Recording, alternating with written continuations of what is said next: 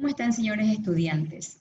Vamos en la clase de hoy a trabajar en base a un tema muy importante y relevante, por cuanto es muy común que ustedes lo encuentren en su práctica diaria. Entonces, el tema que vamos a analizar hoy día es en relación a la ictericia neonatal. La ictericia neonatal es un tema importante, por cuanto ustedes van a ver que puede ser normal o fisiológica.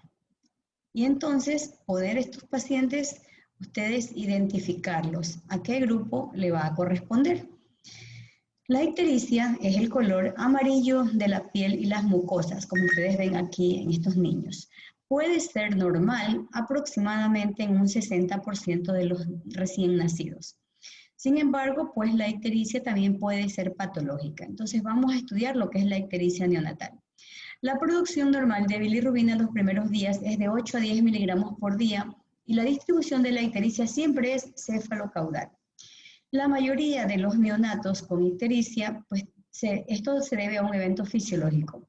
Incluso tienen un aumento moderado y pudiera ser un efecto beneficioso porque puede actuar la bilirrubina como un efecto antioxidante. Los valores normales en el adulto de lo que es la bilirrubina normalmente es menor a 1 miligramo por decilitro. En los niños, en los neonatos específicamente, podemos tener valores menores de 5 miligramos por decilitro y son normales, y considerar ya patológicos de acuerdo a la curva de los niveles de ictericia o a los días que presente este neonato mayor a 5 miligramos por decilitro. Pero ¿en qué consiste de dónde viene la bilirrubina? ¿Cómo es el metabolismo de la bilirrubina? La bilirrubina proviene del glóbulo rojo del recién nacido al romperse, que produce lo que es el grupo EN y lo que es la biliverdina, que se transforma en bilirrubina. La mayor parte del metabolismo de la bilirrubina a nivel de la vida fetal se elimina a través de la placenta. Pero cuando hay enfermedades hemolíticas moderadas o graves del feto, cerca del término, esta bilirrubina puede conjugar la bilirrubina y excretarla. Entonces, a esto se debe la presencia de bilirrubina directa elevada en aquellos neonatos que pueden tener incompatibilidad de RH. Bueno, vamos a analizar pues la producción de bilirrubina en los primeros días de vida. Es cerca de 8 a 10 miligramos por kilo día. Como les mencionaba, la bilirrubina proviene del catabolismo del grupo EN o el grupo hemo, donde ocurre la destrucción del grupo hemo, que aporta el 75% de la bilirrubina a diario. Y un 25% se debe a la eritropoyetina, a la eritropoyesis ineficaz. Entonces, la degradación del grupo hemo va a ocurrir en el sistema retículo endotelial. ¿Qué ocurre? ¿Cómo es la absorción y transporte intestinal de la bilirrubina? La bilirrubina se excreta por medio de la bilis a través de un mecanismo de transporte activo a nivel de los hepatocitos. Es mayor la absorción intestinal de la bilirrubina en los recién nacidos que en los niños mayores y adultos, sobre todo en los primeros días de vida, porque ellos tienen un circuito que se llama el circuito enterohepático. Es decir, que la bilirrubina, esto se debe sobre todo a que la flora intestinal de los niños no está completa. Entonces, estos recién nacidos tienen una flora deficiente y esto va a permitir que nuevamente la bilirrubina por medio de una enzima se devuelva del intestino nuevamente, que se llama estercobilinasa. Esta bilirrubina la devuelva otra vez al torrente como bilirrubina indirecta y por lo tanto el niño tiene que hacer evacuaciones frecuentes, sino hasta que logre colonizarse va a subir los niveles de bilirrubina. Entonces, existen mecanismos que explican la mayor acción de la bilirrubina en los niños que los adultos. Los primeros días de vida, la flora intestinal, como les mencionaba, es escasa. Entonces, la reducción de bilirrubina en urobilinógeno y luego en estercobilina es menor. Entonces, al ser inestable, aún el diclurónido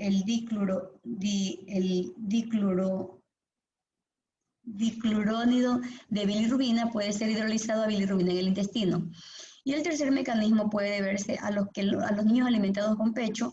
Hay ciertas madres que tienen una leche muy rica en grasa y esto contribuye a que hagan ictericia por leche materna. Es la enzima que se encuentra a nivel hepático, se llama la beta-glucuronidasa y es la que devuelve la bilirrubina que está próxima a eliminarse como directa, la vuelve a transformar en indirecta y la devuelve al torrente circulatorio. La bilirrubina de directa e indirecta. La bilirrubina, como ustedes bien lo escucharon, proviene del catabolismo del grupo E, donde el 75% viene de la bilirrubina que se degrada y el 25% de la eritropoiesis inefectiva. La bilirrubina indirecta es un producto final del catabolismo de la proteína del grupo E tras una serie de reacciones enzimáticas de la oxigenasa del grupo E y tiene ciertas características como bilirrubina indirecta. Es liposoluble y no polar. Es liposoluble. Entonces, al ser indirecta y liposoluble, le da la posibilidad de que se pueda difundir a través de los tejidos. Los valores elevados de bilirrubina indirecta no conjugada son potencialmente neurotóxicos porque esta capacidad de ser liposoluble le permite atravesar todos los tejidos, incluso llegar a lo que es la barrera hematoencefálica y ser neurotóxica. La bilirrubina directa es no conjugada y se convierte en un éster glucurónido de bilirrubina hidrosoluble y polar por la acción de la glucoroniltransferasa del ácido uridín difosfoglucurónico de los microsomas de los hepatocitos durante el proceso de conjugación. Esta es la enzima que la beta-glucoronil ditransferasa es la que permite conjugar la bilirrubina directa la bilirrubina indirecta en directa y para que pueda ser procesada y eliminada. La bilirrubina solo es capaz de ser eliminada en el cuerpo por medio de la bilirrubina directa que al ser hidrosoluble no es neurotóxica, pero la hiperbilirrubinemia directa refleja la existencia de un trastorno hepático o sistémico potencialmente grave. Entonces esto marca la diferencia. La indirecta es liposoluble y por lo tanto circula en los tejidos, a diferencia de lo que es la bilirrubina directa, que no es neurotóxica, y esta bilirrubina es hidrosoluble y no permite que atraviese los tejidos.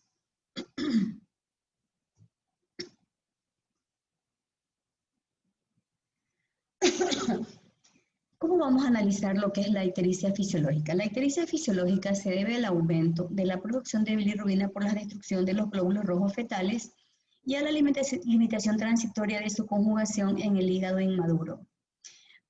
Bueno, normalmente, pues, como para que ocurra una ictericia fisiológica, deben de existir ciertas situaciones. La concentración de la bilirrubina indirecta a nivel del cordón umbilical normalmente es de 1 a 3 miligramos por decilitro y puede aumentar hasta 5 miligramos por decilitro en las 24 horas. Máximo de 5 a 6 miligramos entre el segundo y el cuarto día y disminuye mayor a 2 miligramos por decilitro entre el quinto al séptimo día. Es decir, que después del día 7 ya la bilirrubina prácticamente empieza a descender. Existen factores de riesgo que contribuyen a que se ocurra una ictericia fisiológica, como es la edad de la madre, la raza, la diabetes, la prematurez, los fármacos, la policitemia, el sexo masculino, la extravasación sanguínea, etc. Los valores de la bilirrubina indirecta de los neonatos a término descienden hasta aproximadamente a lo de los adultos a los 10 a 14 días, donde sus cifras llegan a 1 miligramo por decilitro. La hiperbilirrubinemia indirecta prolongada durante más de 2 semanas hace sospechar la posibilidad de que ocurra una hemólisis por déficit hereditario, sobre todo de glucoroniltransferasa, o una ictericia materna tardía por leche materna, o también ocurre la presencia de un hipotiroidismo o de una obstrucción intestinal. Bueno, esto es lo que es la etiología de una ictericia, de una hiperbilirrubinemia. En primer lugar, pues vamos a encontrar la causa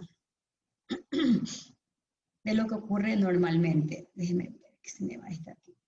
Bueno, ¿cuál es la causa de la ictericia fisiológica? Vamos a ver que podemos encontrar una ictericia fisiológica por 3 mecanismos, normalmente. En primer lugar, podemos encontrar por aumento de la producción. Va a haber mayor volumen de los glóbulos rojos con una vida media del glóbulo más breve. Recuerden ustedes que el glóbulo rojo tiene menor tiempo de vida, va a durar 70 80 días. Va a aumentar el circuito enterohepático y va a aumentar el catabolismo del grupo E.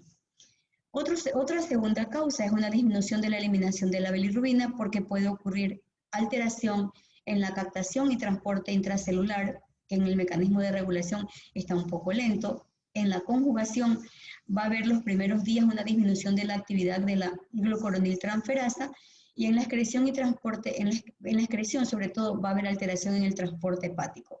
En la captación y transporte intracelular se fijan unas sustancias, unas proteínas que se llaman ligandinas, que van a estar deficientes los primeros días.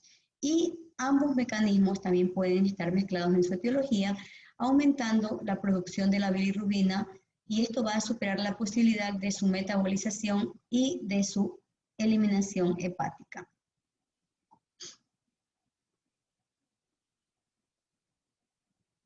Vamos a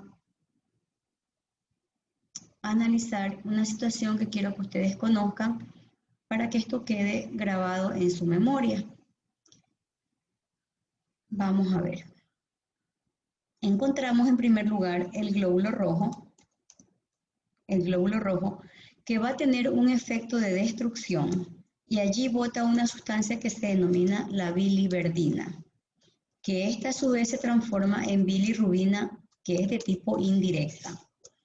Esta bilirrubina indirecta tiene la capacidad, esta bilirrubina indirecta va a tener la capacidad de avanzar y circular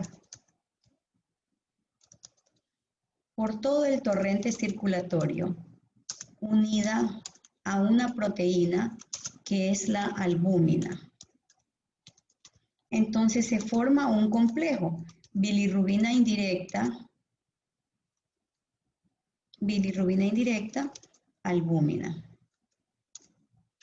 Y de esta manera la bilirrubina circula en todo el organismo.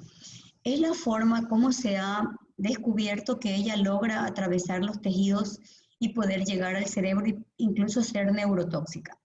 Pero han habido estudios que han demostrado que puede haber una labilidad de permitir el paso de la bilirrubina, incluso sin albúmina, al cerebro, por ejemplo, en prematuros o en niños asfixiados, donde queda lable, queda muy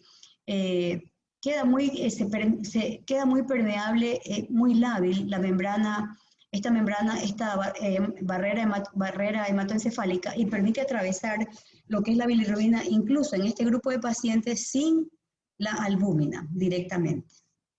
Bueno, la albúmina lo que hace es que la transporta hacia el hígado, a la glándula hepática, porque es en el hígado donde va a ocurrir, aquí en el hígado va a ocurrir lo que es el proceso de conjugación. Entonces, a nivel del hígado. Entonces, solamente la deja en el hígado como bilirrubina indirecta sola y la suelta el hígado. Pero a nivel hepático, la bilirrubina indirecta, para que sea transformada, para que ella vaya hacia el sistema retículo endotelial donde va a ocurrir la conjugación, tiene que unirse bilirrubina indirecta más las ligandinas, que son sobre todo las proteínas Y y la proteína Z. Estas proteínas son las proteínas que transportan dentro del hígado, más no son las proteínas conjugadoras. Muy bien, ¿qué pasa para que ocurra la conjugación? Debe de existir en el hígado una enzima que es la uridin difosfato glucuronil transferasa. Dice biuridin porque tiene dos moléculas. Entonces, esta enzima convierte la bilirrubina indirecta y la transforma por medio de esta bilirrubina indirecta, por medio de esta enzima, la logra transformar en bilirrubina directa, que es la bilirrubina indirecta a través de lo que es el intestino delgado, es eliminada para dar color a las heces. Un grupo, ¿no? A las heces a través de la estercobilina. Ya. Estando en el intestino, como el intestino de los bebés aún es un intestino inmaduro que no está colonizado, en el intestino, previo a ser eliminado, existe una enzima que se denomina la beta-glucuronidasa. Esta enzima en el intestino tiene la capacidad de transformar la bilirrubina directa en hacerla bilirrubina indirecta y por lo tanto, al ser indirecta, se devuelve al torrente, a la circulación. Y esto se denomina circuito enterohepático. Esto ocurre mientras no se colonice adecuadamente el intestino que aún está sin la flora autóctona. También ocurre en aquellos niños que no pueden eliminar rápidamente sus deposiciones, es decir, sus meconios. En ellos van a subir rápidamente por este mecanismo lo que son las bilirrubinas. Y obviamente también influye el hecho de que a nivel hepático aún no haya cantidad suficiente de la uridina beta-glucuroniltransferasa, o también las ligandinas están existentes, pero su función aún no está tan activa, sino hasta después del tercer día de vida. Y este es el mecanismo que quiero que lo tengan muy en cuenta, porque si esto no lo entienden, no van a aprender lo que es una ictericia patológica. Entonces volvemos a compartir la pantalla de lo que es nuestra ictericia. Y ahora vamos a analizar por qué es una hiperbilirrubinemia patológica. Podemos utilizar términos de una ictericia fisiológica o una ictericia patológica. Utilizamos los términos de ictericia fisiológica exagerada e hiperbilirrubinemia del recién nacido en aquellos niños que presentan el problema por el déficit o inactividad de la glucuroniltransferasa. Es decir, hay aumento de lo que es la bilirrubina indirecta. Y ustedes van a notar que vamos a hablar de una hiperbilirrubinemia y automáticamente sabemos que lo que está elevado es predomina la elevación de la bilirrubina indirecta. Entonces se define como patológica cuando aparece, o sea, cuando hay que usted tiene que analizar en qué momento aparece la bilirrubina. También el tiempo de duración o que el patrón no corresponda a lo observado dentro de una ictericia fisiológica. El mayor riesgo de una hiperbilirrubinemia indirecta es la aparición de la disfunción neurológica provocada por la impregnación de la bilirrubina a nivel cerebral. Puede aparecer en los prematuros y también en los niños asfixiados, en aquellos que tienen hemorragia intraventricular o en aquellos niños que tienen hemólisis o por ciertos fármacos que tornan muy lábil la barrera hematoencefálica y permiten que aún llegue a lo que es el cerebro, aún sin estar acompañada de lo que es la albúmina. Entonces, para que ocurra una hiperbilirrubinemia ya patológica, vamos a encontrar aumento de la oferta de la demanda. En el caso, o sea, va a haber mucho glóbulo rojo en el caso de una enfermedad hemolítica, sobre todo por incompatibilidad sanguínea fetomaterna, ADO o RH. Cuando también encontramos que hay muchos glóbulos rojos, cuando hay hematomas y hemorragias, por ejemplo, en la presencia de cefalohematomas subperiósticos o la presencia de hematomas por partos distóxicos, o cuando hay incremento en la reabsorción intestinal en una condición especial, por ejemplo, una obstrucción intestinal en un niño que tenga un ano imperforado, o también un niño que tenga mucho glóbulo rojo, como es el caso de los polisistémicos. Aquí en este momento habrá aumento patológico de la oferta. Habrá una disminución anormal de la eliminación, cuando, por ejemplo, el síndrome del Klinger-Najar tipo 1 y 2, donde va a haber una deficiencia enzimática de la glucuroniltransferasa, o el síndrome de Gilbert, donde habrá una mutación y habrá también alteraciones de lo que es la glucuroniltransferasa, o también cuando haya incompatibilidad de ABO. Y otra situación que nos motiva una hiperbilirrubinemia es cuando hay una ictericia prolongada, cuando la bilirrubina indirecta se eleva mayor de 10 días y la causa puede ser un nacimiento antes de las 38 semanas, una incompatibilidad de ABO o una ictericia asociada a leche materna. La ictericia asociada a leche materna es una variante. Yo les mencionaba a ustedes que podía ocurrir, o sea, que cuando íbamos a considerar que era una ictericia patológica. Entonces vamos a estudiar, ya. Vamos a ver, en primer lugar, lo que es la curva de la ictericia.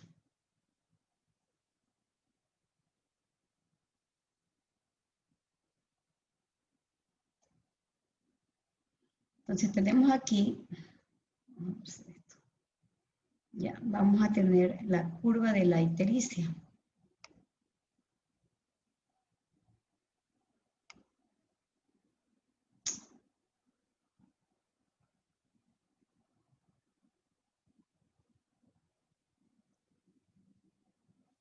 borrarla.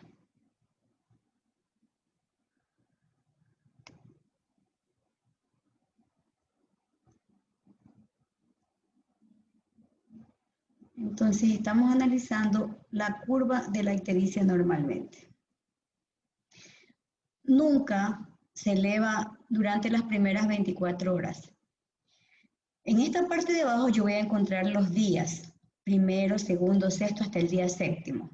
Pero la bilirrubina nunca se va a elevar el primer día, siempre se va a elevar a partir del segundo día. Donde yo voy a encontrar a partir del segundo día,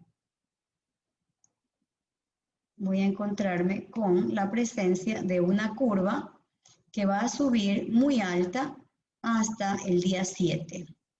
Vamos a encontrar que aquí es el día 7, 7 días. Entonces, después del día 7, después de este día 7, esta ictericia tiene la capacidad, esta es la primera semana.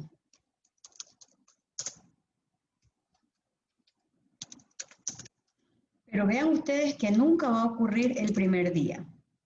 Ya, el primer día no ocurre, este es el día 1. Este es el día 1, el primer día. Entonces, el primer día no aparece la ictericia. Si es fisiológica, nunca habrá ictericia el primer día. Siempre la ictericia fisiológica aparece a partir del primer día y llega máximo hasta el día 7, donde después del día 7 las cifras de bilirrubina empiezan ya a descender y empiezan a bajar. Solamente en el caso de que ocurra una ictericia por leche materna, después del día 7, la ictericia de leche materna se presenta en dos momentos, antes de los 7 días y después de los 7 días. El día 7 es como el día de tope, el día de barra. Entonces, el día 7, hasta aquí llega la ictericia. Muy bien. Resulta que yo tengo un niño que tiene aquí tercer día de vida. Tercer día de vida. Normalmente, hasta el día 7 de vida, los niveles para que yo considere una ictericia fisiológica puede ser, si toma seno materno, puede llegar a 16 miligramos por decilitros. Y si toma leche de vaca, que es la leche de tarro, puede llegar hasta la ictericia, la bilirrubina indirecta, puede llegar hasta 13 miligramos por decilitros. ¿Ya? Eso es lo normal y ahí voy a considerar que ocurre una ictericia fisiológica. Pero resulta que yo tengo un tercer día de vida y me encuentro que a este tercer día de vida, ya me encuentro con una cifra de bilirrubina de 18 miligramos por decilitro. Entonces, resulta que la hemólisis de este paciente o sea que este niño tiene mucha demanda, tiene mucho glóbulo rojo. Entonces, si tiene 18 y me falta todavía tercero, 4, 15, hasta el día 7, quiere decir que al llegar al día 7 probablemente esté más de 30. Esto es una ictericia patológica. Esto es una ictericia patológica. Entonces, para esto a mí me sirve la curva de la ictericia. Yo sé que la normal me va a subir hasta el día 7 de vida y que si toma seno materno me llega a 16 y si toma leche de vaca puede llegar a 13. Pero nunca el tercer día de vida puede tener, por ejemplo, más de 10, porque eso ya no es normal. Aquí tengo que ir vigilando la curva de la bilirrubina para ir pensando si está normal o patológica e identificar las causas. Entonces vamos a seguir trabajando con lo que es nuestras diapositivas y esta es la curva de la ictericia, lo que les he mencionado. Existen variantes de las bilirrubinas, variantes de la ictericia. Por ejemplo, existe una ictericia que es normal y que nunca ha evidenciado neurotoxicidad. Es la ictericia asociada a la alimentación con leche materna. Los niños que toman leche materna pueden tener ictericia. Y la ictericia que se asocia a leche materna puede aparecer, como les mencioné, en dos momentos, la primera semana y después de la primera semana. La primera semana de vida, es decir, se eleva del primero al séptimo día. y es un niño normal que no tiene los antecedentes para tener una ictericia patológica. Sin embargo, está amarillo y solo toma seno materno. Pasa la primera semana de vida y en vez de bajar sus valores, se empieza a elevar, a elevar, a elevar y se llama ictericia tardía por leche materna. La ictericia temprana, muchos estudios confirman que hay niños que pueden tener niveles de bilirrubinas más elevados de niños que toman seno materno, de niños que no se alimentan con leche materna. Esto puede deberse a que está aumentada los niveles de bilirrubina plasmáticos, sobre todo se elevan los primeros 3 días de vida. La causa es más probable a que se deba a que esta leche de estos niños esté asociada a un aumento del circuito enterohepático, porque esto aumenta la reabsorción de bilirrubina en el intestino y por lo tanto se incrementa la bilirrubina en el hígado. La tardía puede ocurrir alrededor de 1 a 3% de los niños amamantados luego de la primera semana de vida, y la bilirrubina, en vez de descender, se eleva y se mantiene elevada, cuyas cifras pueden oscilar entre 10 a 15 miligramos por decilitros, y la ictericia tardía puede durar de 8 a 10 semanas. La causa es poco clara, sin embargo, parece que existe un rol importante entre la presencia de ácidos grasos no saturados que disminuyen la conjugación de la bilirrubina.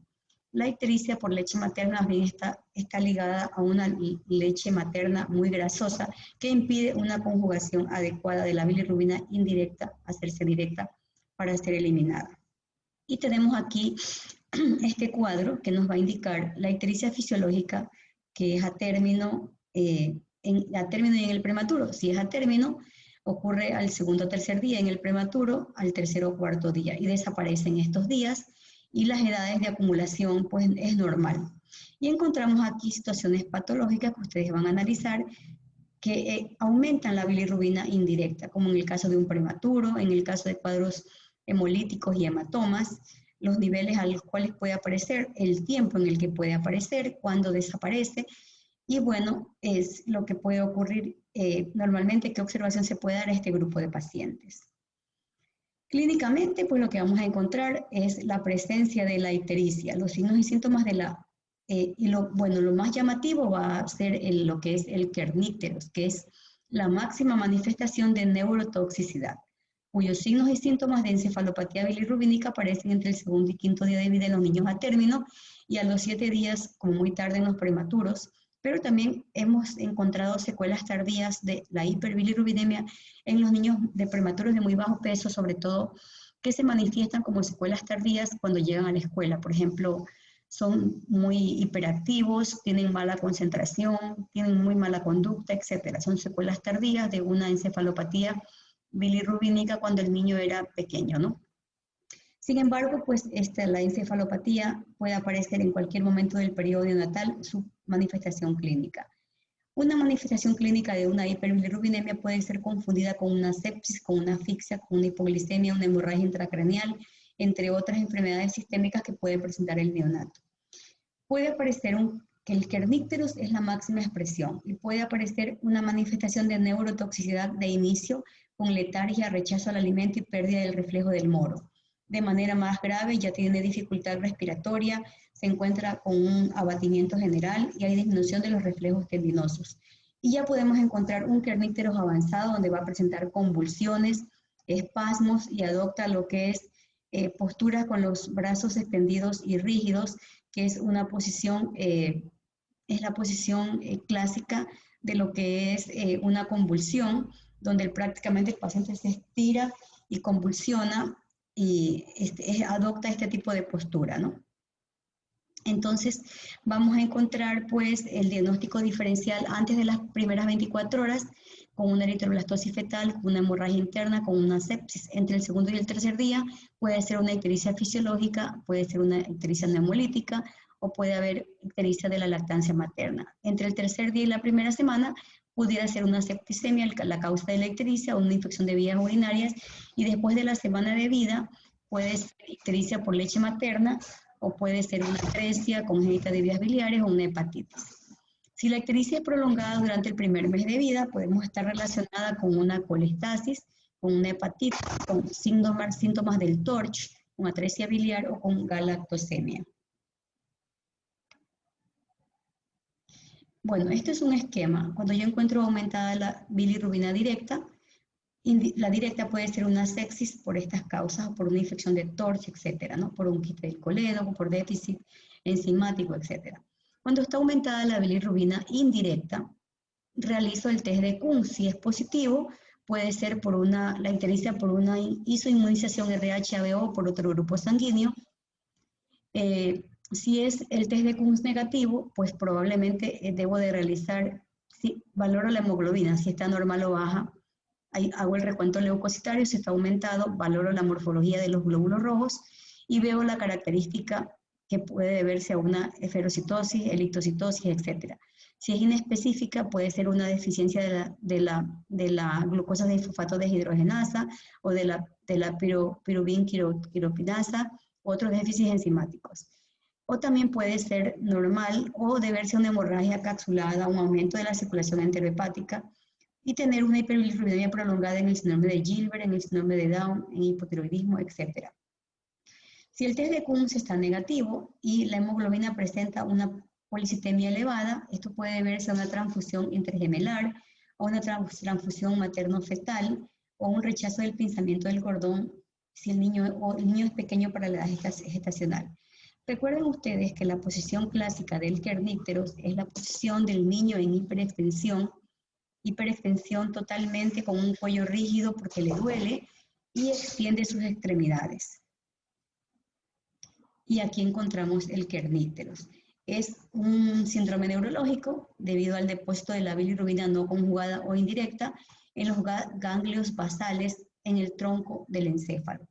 Entonces tenemos, miren, este niño con la coloración amarilla de la piel que se denomina ictericia. La ictericia es cefalocaudal, sea ictericia fisiológica o patológica, es cefalocaudal. Entonces la bilirrubina se difunde a través del torrente y llega al cerebro provocando el kernípteros. Es multifactorial, se debe al paso de la bilirrubina indirecta a través de la barrera hematoencefálica con o sin albúmina, como ya hemos mencionado, susceptible por algún tipo de lesión, por una unión albúmina alterada, por valores de bilirrubina libres entre más inmaduro, es más susceptible al producto. Clínicamente, el kernípteros puede aparecer entre el segundo y quinto día de vida en los niños a término y a los 7 días como muy tarde en los prematuros. La encefalopatía se da en cualquier momento del periodo neonatal por hiperbilirrubinemia y ya vimos cómo aparece al inicio o cómo puede ser letárgico, con rechazo al alimento, pérdida del reflejo del moro y después impresiona que se agrava el paciente provocando opistótonos, es la posición de convulsión de la cual hemos estado hablando. Están abultadas sus fontanelas, hay contractura facial de las extremidades y el llanto es agudo. Y en los estados avanzados hay estados de espasmos, convulsiones y el paciente se descerebra y se muere. Entonces tenemos clínicas, esta es la posición de opistótonos clásica del paciente. Y bueno, también hay espasticidad en el opistótonos y luego también hay hipotonía. En la fase aguda, en la primera fase aguda del kernípteros, que dura 24 a 48 horas, puede haber succión deficiente, estupor, hipotonía, convulsión y convulsión.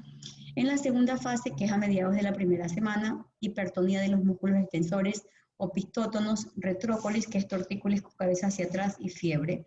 Y en la tercera semana, que es después de la primera semana, en la tercera fase, que es después de la tercera semana, va a haber mucha hipertonía. En la fase crónica, en el primer año, habrá hipotonía, reflejos tendinosos profundos exaltados, tónicos cervicales obligatorios, retraso en la adquisición de habilidades motoras y después del primer año va a haber trastornos del movimiento, coreatetosis, balismo, temblor, mirada hacia arriba y también va a haber una hipoacusia neurosensorial, es decir, que van a ser niños sordos. Por lo tanto, la prevención es lo importante. Se recomienda un cribado selectivo universal de hiperbilirrubinemia las primeras 24 a 48 horas de vida para identificar a aquellos niños que puedan tener algún índice de ictericia grave y disfunción neurológica provocada por la bilirrubina indirecta. Se recomienda el valor de la bilirrubina, cuantificarlo las primeras 24 horas y luego llegar a un seguimiento al segundo y tercer día cuando se le dé el alta al paciente. Verificar potenciales causas que puedan ser evitables de provocar una hiperbilirrubinemia para dar un alta precoz. Puede ser, por ejemplo, una eficacia al determinar la bilirrubina, no conocer factores de riesgo, subestimar la gravedad, falta de preocupación, falta de respuesta frente a la preocupación de los padres. ¿Cuál es el plan de estudio de un niño ictérico? Se estudian los recién nacidos de 35 semanas o más que presenten ictericia. Se indica estudiar una ictericia si ocurre las primeras 24 horas de vida. Y se estudia identificar el nivel de bilirrubina del grupo de sangre, el factor RH, la prueba de Coombs. Si la ictericia es excesiva para la edad del recién nacido, identificar las bilirrubinas plasmáticas o transcutáneas. Si hay un aumento rápido de la bilirrubina sin etiología clara, valorar los reticulocitos mediante un frotis y iniciar el valor para identificar de la bilirrubina directa. Repetir las bilirrubinas cada 24 horas según la edad y los niveles en el plasma. Si los niveles de bilirrubina aumentan mucho o hay escasa respuesta a la fototerapia, se solicita albumina plasmática o pensar en una deficiencia de la glucosa 6-fosfato deshidrogenasa.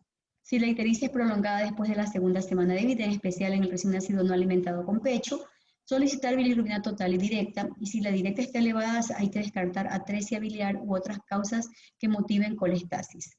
Pesquisar hipotiroidismo o galactosemia y evaluar causas menos frecuentes de ictericias prolongadas.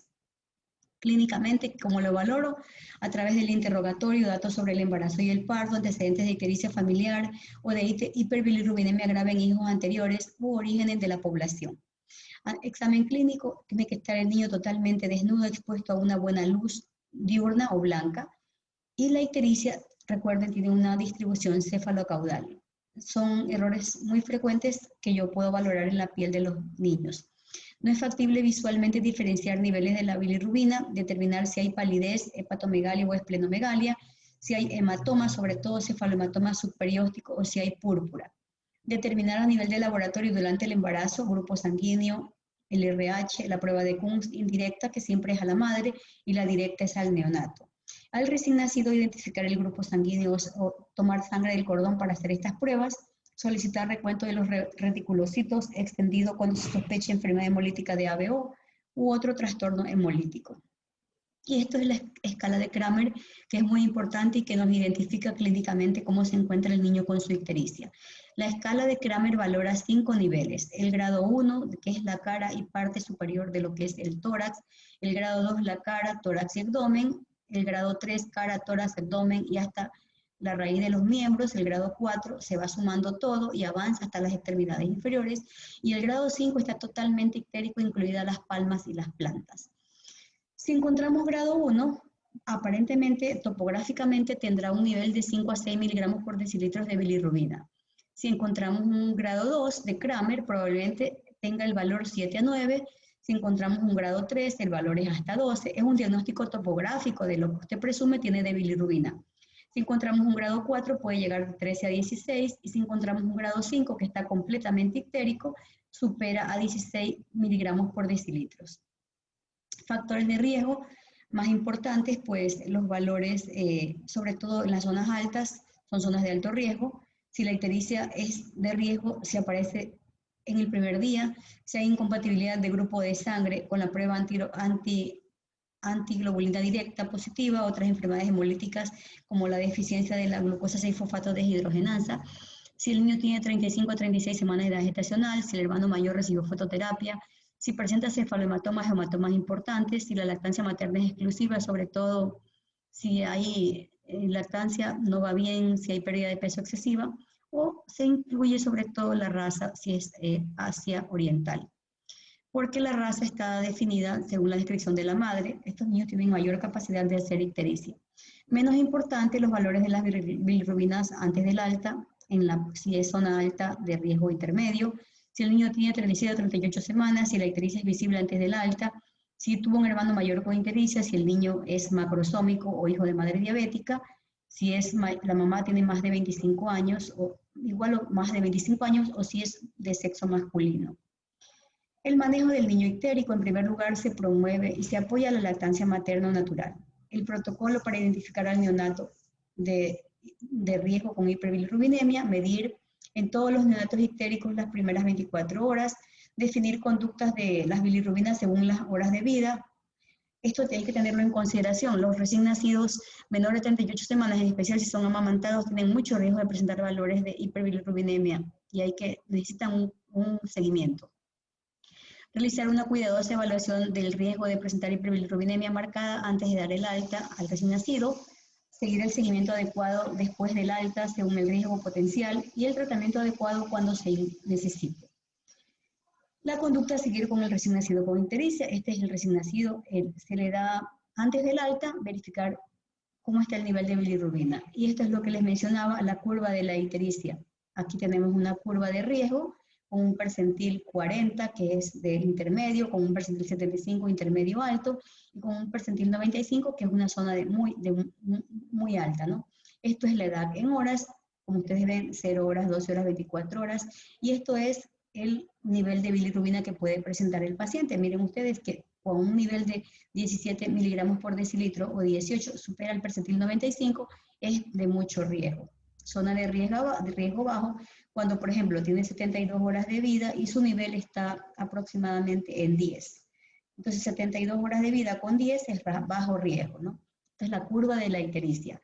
Factores de riesgo, no tiene riesgo, si, bueno, es zona de bajo riesgo, ahí la conducta es un control habitual. Si es de riesgo intermedio, es un control en 48 horas, y bueno, este es el esquema. Pero si tiene mucho riesgo, al controlar en 48 horas, el control de bilirrubina en 36 horas, cómo se sigue, y luego pues bilirrubinemia en 6 horas o fototerapia. Tratamiento de la hiperbilirrubinemia. Está en cabina, el tratamiento de la hiperbilirrubinemia es para evitar la neurotoxicidad. Un primer elemento importante en base al tratamiento se denomina fototerapia o luminoterapia.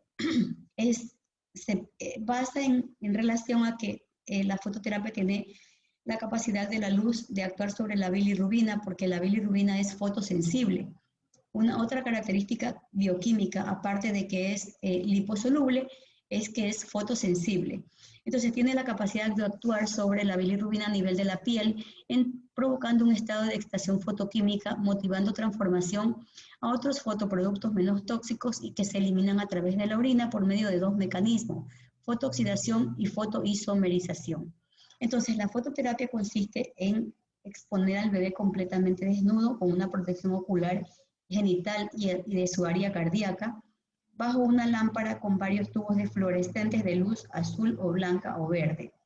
Obviamente no es la panacea, tiene efectos secundarios como son erupciones morbiliformes, exantemas, eritemas, respiraciones irregulares, fiebres, heces disgregadas y conjuntivitis.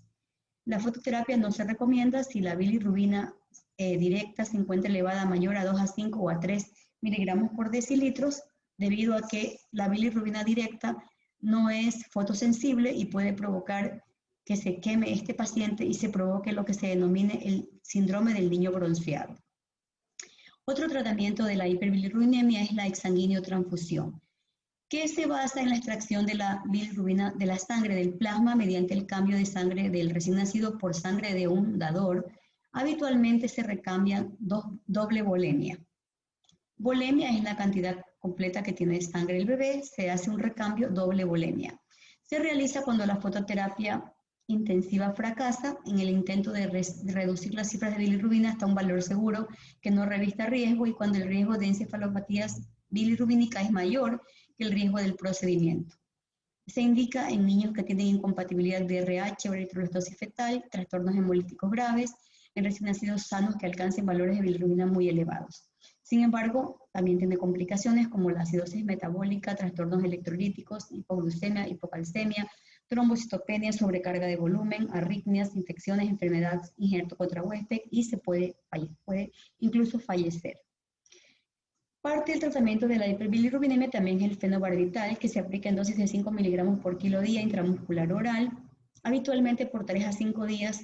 Su administración a la madre o embarazada o en el neonato desde el nacimiento disminuye la concentración de la bilirrubina la primera semana de vida. El fenobarbital va a actuar aumentando las ligandinas, es decir, las proteínas Y y Z, para ayudar a movilizar dentro del hígado para que ocurra la conjugación. Tenemos también el clofibrato, que es más activo y rápido que el fenobarbital y se administra en dosis únicas de 50 miligramos por vía oral. Y la inmunoglobulina intravenosa, que se ha comprobado que reduce la necesidad de exsanguíneo-transfusión en la enfermedad hemolítica tanto ABO como RH y probablemente disminuye la hemólisis. Esto es lo que tengo que compartir con ustedes en relación a estos temas. Agradezco mucho y cualquier duda estamos a las órdenes.